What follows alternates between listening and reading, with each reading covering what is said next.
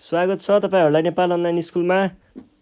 हामी कक्षा 8 को कम्पलसरी म्याथमेटिक्स अथवा अनिवार्य गणित भन्ने विषय पढिरहेको छौं र यसको हाम्रो पहिलो च्याप्टर सेट्स भन्ने च्याप्टर पढ्दै छौं है। र सेट्समा चाहिँ हामीले यो भन्दा अगाडि के गरेको थियौं? यो भन्दा अगाडि हामीले फर्स्ट एक्सरसाइज सकाएर सेकेन्ड एक्सरसाइजको अलिअलि कुराहरु चाहिँ यताउता गरेका थियौं। एउटा एक्जाम्पल पनि हेरेका थियौं। यहाँ हेर्न सक्नुहुन्छ डिस्प्लेमा छ है। र आज चाहिँ हामी अरु एक्जाम्पलहरु प्र्याक्टिस गर्छौं है त। ल सुरु गरौँ होला है। क्वेशन लेख्छु म अनि तपाईहरु पनि क्वेशन सार्नु होला अनि हामी सँगसँगै सल्भ गरौँ ला।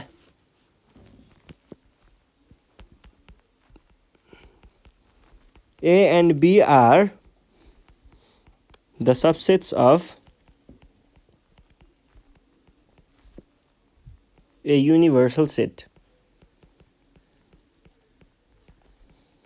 अनि if n of u भनेको cardinality of u equals to 50, n of a is equals to 30 र n of b is equals to 20 अनि n of a union b is equals to 45, find I मा n of a intersection b पत्ता लगाउनुहोस्। I मा n of a n only a रहेछ है। n only a अनि n of only b भनेर भनेको छ। अनि लास्टमा एउटा कुरा के दिएको छ भन्दाखेरि also illustrate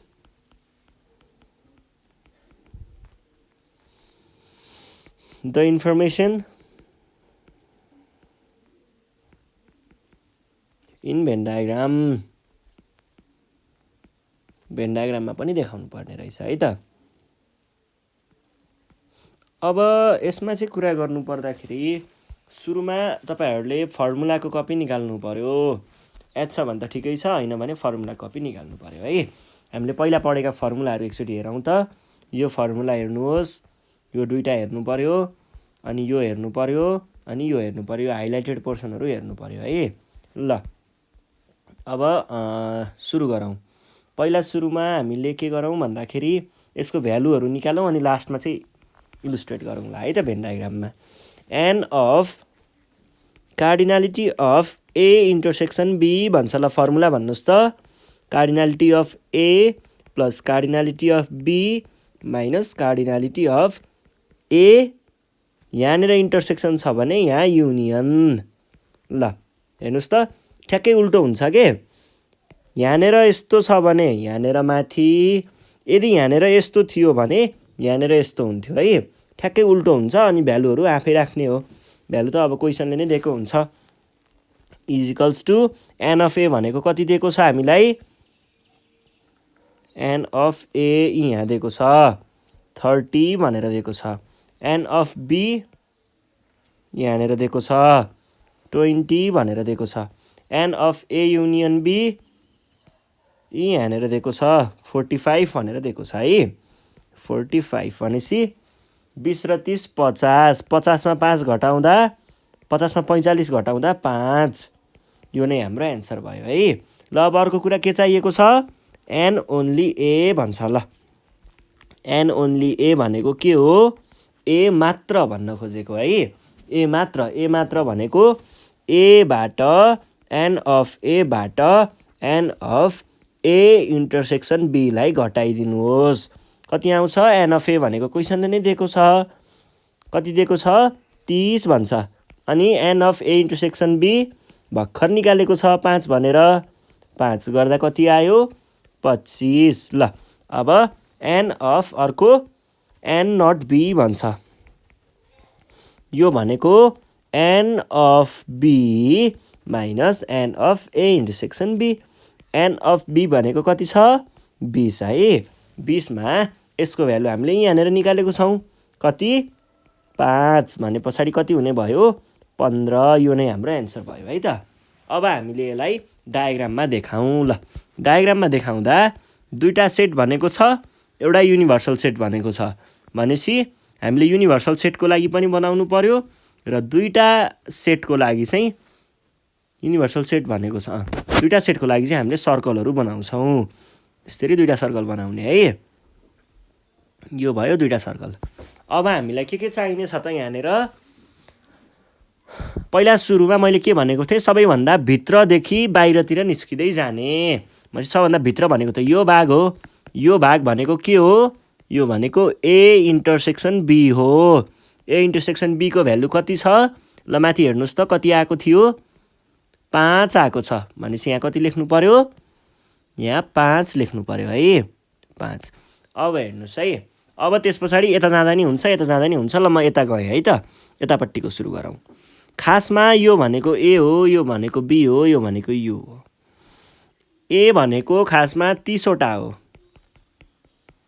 यति भागमा पर्नुपर्ने चाहिँ 30 वटा हो यसको है, यति भित्रमा 30 वटा हुनुपर्ने हो, 30 हो यसको cardinality.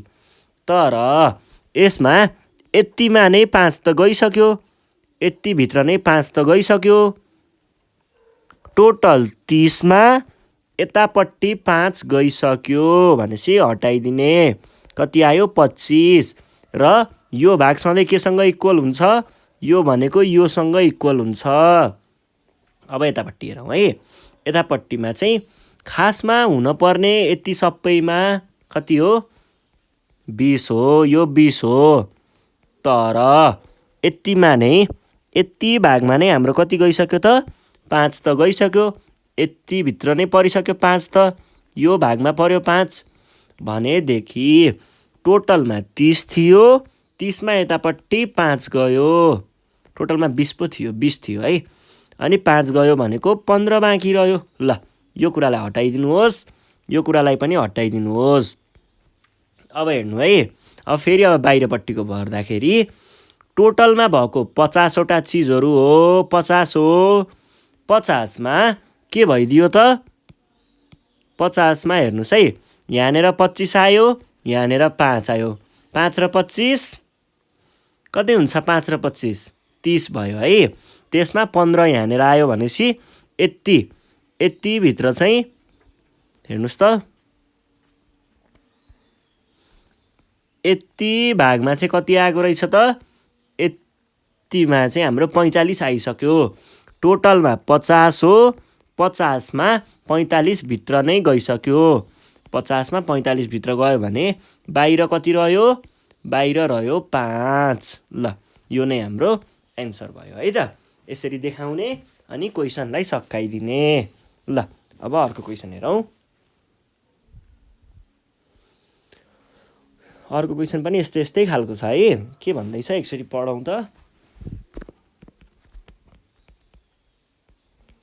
There are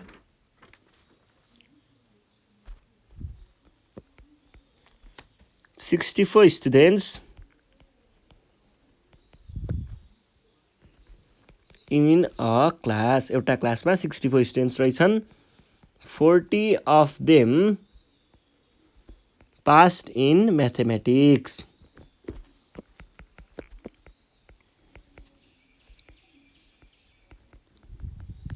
32 passed in science and 15 passed in mathematics as well as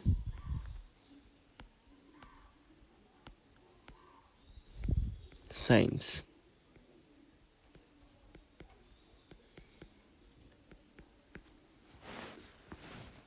अब के सोध्यो, illustrate this information in Venn diagram.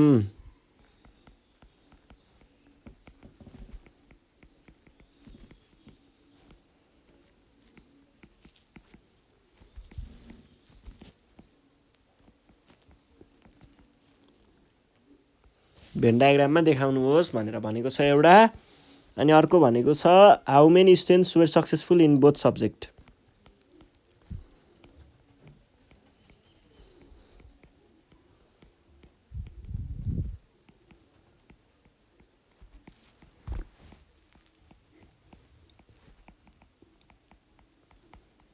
Both subject र how many where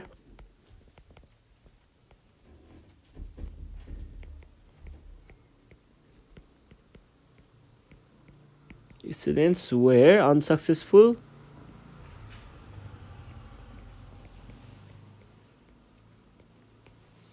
in both subjects.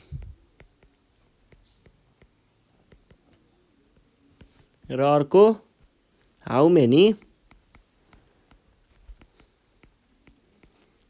of them passed only math. Math मात्रै कटाउने कतिजना?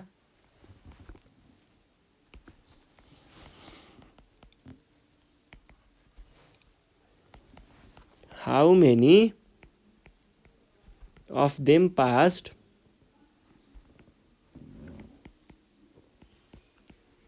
only in science?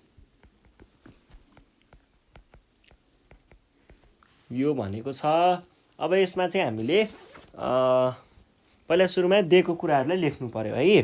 के कुरा के इन्फर्मेसनहरू दिएको छ त्यो कुरालाई लेख्नु पर्यो। ल हेर्नुहोस् त यहाँनिर के दिएको छ। पहिला सुरुमा गिभन भनेर लेख्ने है। N of U universal set. Universal set भनेको total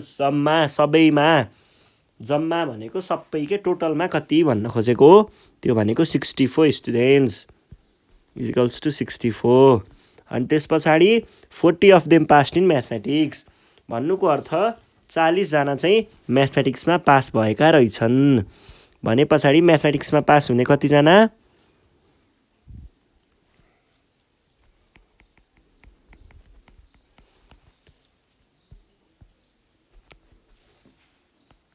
32 passed in science. N of science भनेको 32 जना। अनि के भन्छ अर्को 15 passed in math as well as science. दुईटै पास गर्ने, दुईटै है म्याथ र science, math and science pass गर्ने। म्याथ र साइन्स है र भनेपछि के भयो? एस इन्टरसेक्सन एम कति दियो? 15 यो भयो है। अब एज वेल एज साइन्स भनेको छ। अब यस पछाडि हामीलाई इलिस्ट्रेट गर्न भनेको छ। यहाँनिर माथिपट्टि लेख्नुपर्ने कुरा चाहिँ के हो त? Let M and S denotes students passing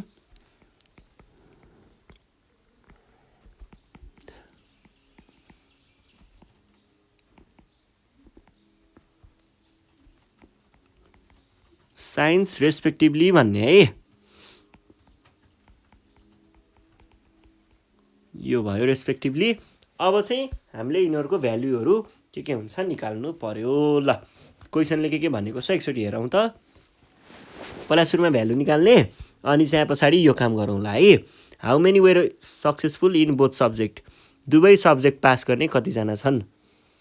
दुवै सब्जेक्ट पास गर्ने भन्नुको अर्थ सक्सेसफुल इन बोथ सब्जेक्ट्स भनेको छ भने पछाडि यहाँनिर हामीलाई सक्सेसफुल इन बोथ सब्जेक्ट भनेको चाहिँ n of S union M मागेको हो। सक्सेसफुल भएको विद्यार्थीहरू, पास भएको विद्यार्थीहरूको सङ्ख्या मागेको हो। यो भनेको के हुने भयो? यसको formula n of S plus n of M plus हुँदैन माइनस हुन्छ, minus n of S intersection M हुन्छ है। यो फर्मुला नै छ है यसको। ल 32 प्लस 40 माइनस 15 भनेको 40 मा 15 25 25 2 7 57 आयो है। यो भयो। अनि त्यस पछाडि अर्को के सोधेको छ? How many students were unsuccessful in both subjects. दुवै सब्जेक्ट फेल गर्ने कतिजना छन्? दुवै सब्जेक्ट फेल गर्ने भनेर सोधेको चाहिँ के हो भन्दाखेरि खासमा यस्तो के अब कुनै न कुनै सब्जेक्टमा त कोही न कोही यतिजना त कुनै न कुनै सब्जेक्टमा पास भएको छ नि त। यतिजना त कुनै न कुनैमा पास भएकोवाला विद्यार्थी हो। कुनैमा नि नभएको भनेको के भयो? यो भित्र नै नपर्ने, यो सेटमा नै नपर्ने, बाहिर, योभन्दा बाहिर, योभन्दा अरू भनेको के हो? एन अफ एस युनियन एमको कम्प्लिमेन्ट हो। कम्प्लिमेन्ट भनेको त्योभन्दा बाहिर, पास हुनुभन्दा बाहिरको फेल हुनु हो। सक्सेसफुल भन्दा बाँकी भनेको अनसक्सेसफुलहरू हो। यसको फर्मुला के हो? N of U minus n of S union M, यो भनेको के भयो? एन अफ यु भने कति हो? एन अफ यु भनेको 64। कति आयो? 64 र 57 गर्दाखेरि 64 र 57 गर्दाखेरि आयो 7। यो नै हाम्रो एन्सर हो। ल अर्को चाहिँ हामीलाई के भनेको छ? पासिङ ओन्ली इन म्याथ, म्याथमा मात्र पास हुने भनेको एन तलपट्टि 0 एम, यसमा मात्र पास हुने भनेको के हो? यसको फर्मुला लगाउने। फर्मुला याद छ नि है? M intersection S. यो भनेको एन अफ एम भनेको कति छ? 40 र त्यो भनेको 15, 40 र 15 25 यो भयो। अनि जाउँ N of S, only S है, only S. N of only S भनेको साइन्समा मात्र भन्न खोजेको हो। त्यो भनेको के हो? N of S minus n of M intersection S. ल लेख्नुहोस् त।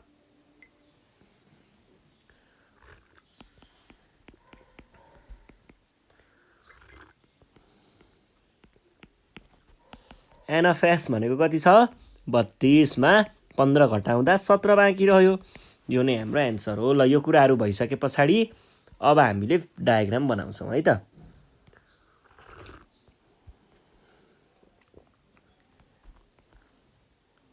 युनिभर्सल सेट भनेको छ, त्यही भएर हामीले यो पनि बनाउनु पर्यो है, रेक्टेङ्गल पनि।